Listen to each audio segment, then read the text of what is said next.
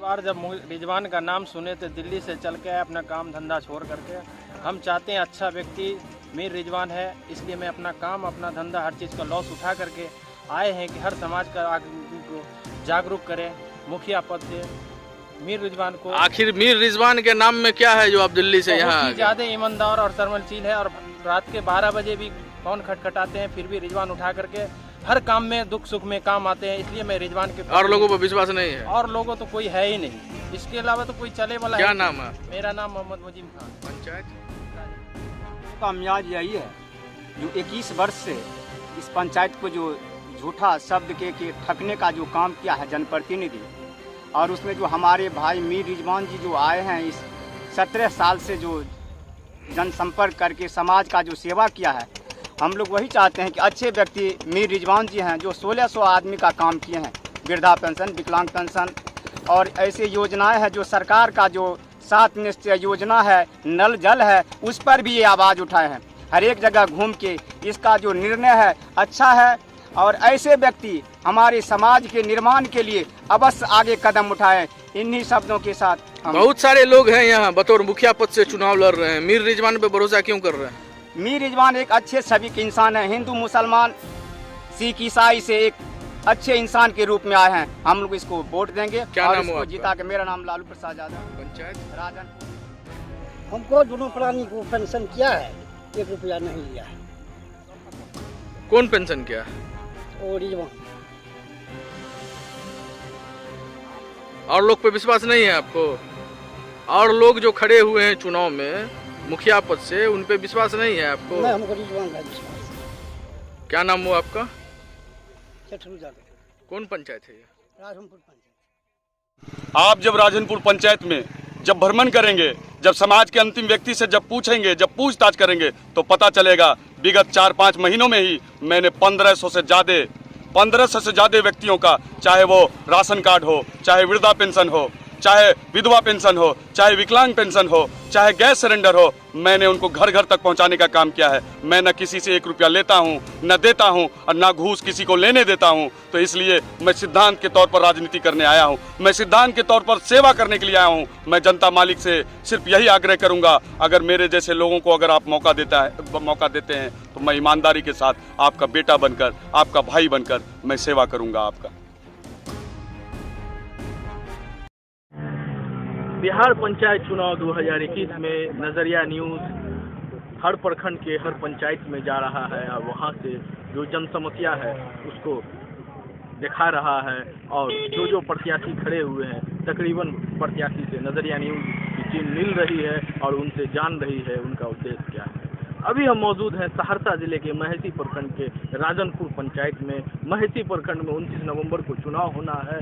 अभी हम राजनपुर में पंचायत में मौजूद हैं। यहाँ भी बतौर मुखिया प्रत्याशी तकरीबन कई लोग खड़े हुए हैं।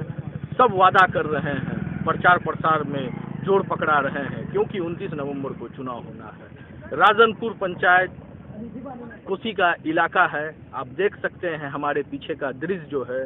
आज भी यहाँ जो लोग आते हैं, एक पार से दूसरे पार आते हैं, नदी से आते हैं, नदी के पार आते हैं, नाव का सहारा उन्हें लेना पड़ता है। लोगों का जनजीवन जो है अभी भी पूरी तरह से पटरी पे नहीं आया है। बहुत जगह ऐसा है जहां अभी भी सरकार को विकास की दरकार है, जहां विकास होना चाहिए, और जो स्थानीय जनप्रतिनिधि हैं, चाहे वो सांसद हो या मुखिया प्रत्याशी, जो मुखिया यहाँ से जीतते हैं, उनको विकास करना चाहिए। हमारे साथ खास बातचीत में राजनपुर पंचायत से मीर रिजवान है, जो किसी को परिचय के मोहताज नहीं है। वो तकरीबन 17 वर्ष से समाज सेवा कर रहे हैं, जमीन से जुड़े लोग हैं, और वो इस बार बतौर मुखिया पद से चुनाव में कूदे हैं और चुनावी समर में हैं। वो अपनी किस्मत को आजमाना चाहते हैं, क्योंकि 17 वर्ष से लगातार वो सरजमी से जुड़ के लोगों की जनसमस्या को उठा रहे हैं, और इस बार वो मुखिया पद से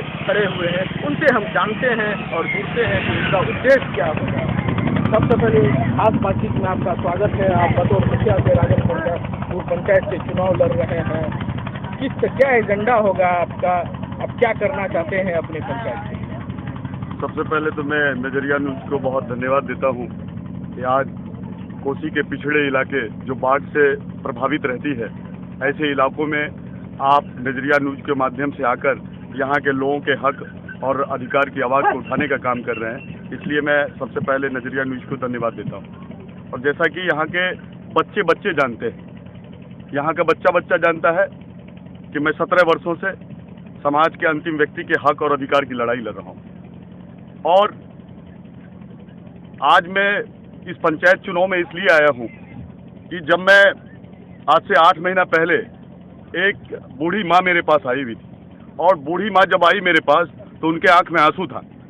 और बूढ़ी माँ मुझसे कहती है कि मेरा बेटा, क्या मेरा पेंशन नहीं होगा? तो मैंने कहा, बूढ़ी माँ आपका पेंशन क्यों नहीं होगा?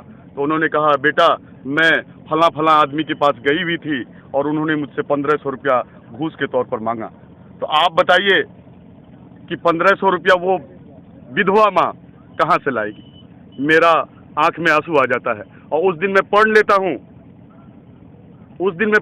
हूँ कि अब जिस राजनपुर पंचायत में मैं पैदा हुआ हूँ, उसी पंचायत में मैं प्राथमिकता दे करके, और यहाँ पे ऐतिहासिक इसलिए मैं बोल रहा हूँ कि आज बहुत सारे ऐसे पॉलिटिशियन हैं जो मुखिया का चुनाव लड़ रहे हैं, पंचायत समिति का चुनाव लड़ रहे हैं, जिला पार्षद का चुनाव लड़ रहे हैं। लेकिन मैं आपको बताना चाहता हूँ आपके मीडिया के माध्यम से कि 10 दिन के बाद जो पोस्टर वाले नेता हैं वो कोई नजर नहीं आएगा। 10 दिन के बाद अगर नजर आएगा, सेवा करते हुए अगर कोई नजर आएगा, तो आपका बेटा, आपका भाई मीर रिजवान सेवा करते हुए नजर आएगा। मैं स्पष्ट रूप से कहना चाहता हूँ आज मेरे पंचायत चुनाव लड़ने का जो मेरा मुख्य उद्देश्य है, जो जनप्रतिनिधि का, जो त्रिस्तरीय पंचायत हो या विधानसभा का सदस्य हो या लोकसभा का सदस्य हो, मतलब जनप्रतिनिधि के रूप में, अगर जनप्रतिनिधि का जो कर्तव्य और अधिकार होता है, वो अधिकार होता है जनता के मौलिक अधिकार को उनके दरवाजे तक पहुंचाना। लेकिन अफसोस की बात है, दुख की बात है कि जनप्रतिनिधि अपने कर्तव्य और अधिकार ये समझते हैं कि नाला बनाकर कमीशन ले लेना है, रोड बनाकर कमीशन ले लेना है, सड़क बनाकर कमीशन ले लेना है। मतलब कोई ऐसा जगह नहीं है जहां भ्रष्टाचारी नहीं है। मैं इस भ्रष्टाचार को दूर करने का पढ़ लेकर आया हूं। मैं बिचौलियों को दूर करने का पढ़ लेके आया हूं। ऐसे भ्रष्टाचारी देश को कमजोर करने का काम कर रहे हैं। आज हमारा देश 200 साल अंग्रेजों के जंजीरों में गुलामी के जंजीरों में जकड़े रहे। आप बताइए, उनका भी रूल था डिवाइड एंड रूल, उनका भी रूल था अलगाव करो, भेदभाव करो, फूट करो और शासन करो। और ये कुछ अपवाद जनप्रतिनिधि को छोड़ दिया जाए तो पूरे हम देश की बात कर रहे हैं, चाहे वो त्रिस्तरीय पंचायत के जनप्रतिनिधि हो, विधानसभा के सदस्य के रूप में जनप्रतिनिधि हो, लोकसभा सदस्य के रूप में जनप्रतिनिधि हो। मैं कहता हूं कि अंग्रेजों का चादर ओढ़ कर रखे हुए हैं। अच्छा रिजवान जी बताइए, अब ये बताइए कि पंचायत चुनाव है, बहुत सारे प्रत्याशी हैं, आप मेहनत कर रहे हैं पिछले कई वर्षों से, आप किस तरह से अगर आपको जनता प्यार आशीर्वाद देती है तो किस तरह से आप अपने पंचायत के लिए काम कीजिएगा पहले, क्योंकि ये इलाका काफ़ी सुदूर इलाका है, यहाँ लोगों में काफ़ी जन समस्याएं हैं, लोगों को सामना करना पड़ता है। अब किस तरह से काम करना चाहिए, क्या रोड मैप है आपका? मैं सिर्फ 2 मिनट का समय लेना चाहता हूँ, क्योंकि ये कम शब्दों में आपका जो सवाल है, ये कम शब्दों में इसका विश्लेषण करना संभव नहीं है। आप बताइए, आज हम क्षेत्र दौरा में जाते हैं, आज हमारे क्षेत्र में जब हम समाज के अंतिम व्यक्ति तक पहुंचने का प्रयास करते हैं तो उसमें दमगरी के जैसे गांव हैं, उसमें दमगरी के जैसे गांव हैं, उसमें चैनपुरिया के जैसे गांव हैं, उसमें तेरासी के जैसे गांव हैं। हमें बड़ा दुख होता है जब मैं वहां पहुंचता हूं तो पता चलता है 80-85 साल का जो बूढ़ा व्यक्ति है उनका अभी तक वृद्धा पेंशन नहीं हुआ है। जो विधवा मेरी माँ है, जो विधवा मेरी बहन है, उनका विधवा पेंशन नहीं हुआ है। तो जिसके घर में जो मौलिक अधिकार है, जिनका राशन कार्ड बनना चाहिए, जो गरीब गुरबा मेरे भाई हैं, जो हमारे समाज में रहने वाले लोग हैं, अब तक उनका राशन कार्ड नहीं बना है। तो स्पष्ट रूप से यह साबित होता है देश को आज़ाद हुए 70 साल से ज़्यादा हो गया है, लेकिन आज तक हमारे वो भाई अभी तक गुलामों की जंजीरों में जी रहे हैं। मैं बहुत सारी बात अगर करने पर, तो समस्याएं बहुत है, समस्याओं का अंबार पड़ा हुआ है। आप देखिए, आप जिस इलाके में रिपोर्टिंग करने आए हैं, आप देखिए ये बाढ़ प्रभावित इलाका है, घर में पानी घुस जाता है। चाहे सरकार हो या प्रशासन हो, जब ये लोग मुसीबत में रहते हैं, सरकार और प्रशासन गहरी नींद में सोई रहती है। जनप्रतिनिधि सिर्फ एसी गाड़ी में घूमने का काम करते हैं, जनप्रतिनिधि सिर्फ बंगले में रहने का काम करते हैं। जनप्रतिनिधि अगर कुछ, मैं कह रहा हूँ स्पष्ट तौर से कि कुछ जनप्रतिनिधि को छोड़ दिया जाए तो मैक्सिमम जनप्रतिनिधि जो है वो एसी गाड़ी, एसी घर में रहना पसंद करते हैं। यहाँ पर हमारे भाई हैं। अब बताइए, मेरे भाई ही हैं ऐसे भाई। जब आप रेलवे स्टेशन पर जाएंगे, जब आप बस स्टेशन पर जाएंगे, 12 बजे रात को ठंड के समय में, ठंडी में ठुठुर कर जिंदगी जीने को बेबस है। हमारी भी नैतिक जिम्मेवारी है। अगर मैं इंसान के रूप में पैदा हुआ हूँ तो इंसानियत अपने अंदर होना चाहिए। मुझे दुख है इस बात का। आज चुनावी समर है, जब मैं जाता हूँ, जब मैं क्षेत्र में जब घूमता हूँ, जब जनता मालिकों से घूमकर आशीर्वाद लेता हूँ, तो मुझे अफसोस होता है। आज भी हमारे कुछ ऐसे जनता मालिक हैं, आज भी हमारे कुछ ऐसे जनता मालिक हैं जो सिर्फ और सिर्फ 1-2 हज़ार रुपया पर जो है बिक जाते हैं। आज भी हमारे कुछ ऐसे जनता मालिक हैं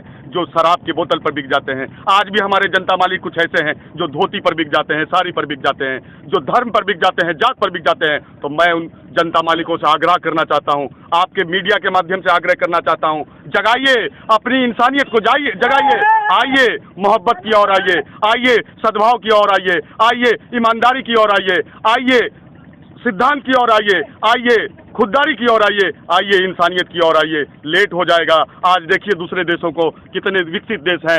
आज हम चीन से तुलना करें, आज हम अमेरिका से तुलना करें, आज हम इंग्लैंड से तुलना करें, आज हम जापान से तुलना करें, तो हम लोग बहुत पीछे हैं मेरे भाई। आज सबको जाति धर्म से ऊपर उठकर सोचना पड़ेगा। आज सभी के सोए हुए जमीर को जगाना पड़ेगा। आज सभी के जो सोया हुआ इंसानियत है उसको जगाना पड़ेगा। आपको जाति और धर्म से ऊपर उठकर ईमानदार सेवक को चुनना पड़ेगा। आपको ईमानदार सेवक को पहचानना पड़ेगा, जो लोग आपके लिए बरसात में, गर्मी में, धूप में, कादों में, कीचड़ में चल करके आपके बीच पहुंचते हैं। ऐसे ईमानदार लोगों को आपको चुनना पड़ेगा। जब तक ईमानदार लोग आपके बीच नहीं आएंगे, तब तक इस देश का विकास नहीं हो सकता, ये समाज सुदृढ़ नहीं हो सकता, ये समाज सुंदर नहीं हो सकता। इसलिए मेरा प्रार्थना है जनता मालिकों से, आइए हम सब मिलकर एक मजबूत समाज का निर्माण करते हैं, एक मजबूत देश का निर्माण करते हैं। हम तो चिल्ला कर कहते हैं भारत माता की, भारत माता की। तो मैं भारत माता की जय इसलिए कह रहा हूं कि भारत माता हमारी माँ है, और भारत माता के लिए कब भगत सिंह पैदा होगा, कब अशफाकुल्ला खान पैदा होगा, कब राजगुरु पैदा होगा। आज अभी तक हमारा देश संपूर्ण आज़ादी नहीं मिला है। उस संपूर्ण आज़ादी के लिए आपको दूसरा भगत सिंह बनना पड़ेगा, आपको दूसरा राजगुरु बनना पड़ेगा, आपको दूसरा अशफाकुल्ला खान बनना पड़ेगा, आपको महात्मा गांधी के विचारों पर चलना पड़ेगा। तभी ये देश जो है महात्मा गांधी के सपनों का देश बन सकता है। आप अपने राजनपुर पंचायत किस तरह से देखना चाहते हैं? क्या तस्वीर होगी अगर आप मुखिया बनते हैं तो आप क्या कीजिएगा? देखिए, मैं कोई मुखिया नहीं बनना चाहता, मैं कोई सांसद नहीं बनना चाहता, मैं कोई मंत्री नहीं बनना चाहता। मैं सिर्फ और सिर्फ आज मैं मुखिया का चुनाव लड़कर, अगर मुझे जनता मालिक आशीर्वाद देती है, अगर मुझे अवसर देती है, तो मैं जनता मालिक से कहना चाहूँगा कि अगर आप अवसर देंगे तो मैं जिम्मेवारी के साथ सेवा करूंगा। अगर आप अवसर नहीं देंगे तो मैं संघर्ष के साथ सेवा करूंगा।